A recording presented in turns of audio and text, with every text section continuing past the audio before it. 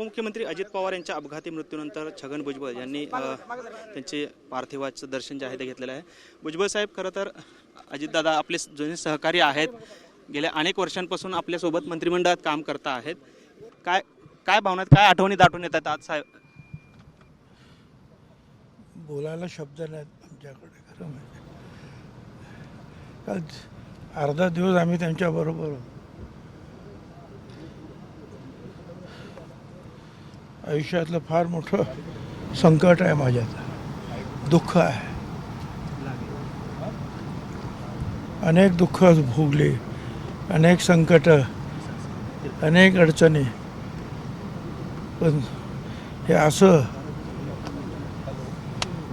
स्वप्नातसुद्धा नाही। कुटुंबियांची पण भेट घेतली आपण, काय बोलणं झालं कुटुंबियांशी? काय सगळे निशब्द आहेत, काय बोल ना, आम्ही बोलू शकत ना ते बोलू शकत। महाराष्ट्रातला खरं म्हणजे लाडका दादा गेला आणि तो अचानक काल दिवसभर आम्ही बरोबर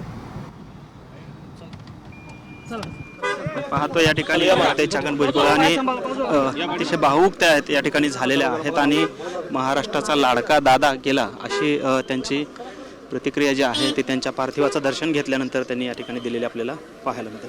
कॅमेरामन विनोद उमनाबादकर सह सागर सुरवसे, TVN मराठी, बारामती।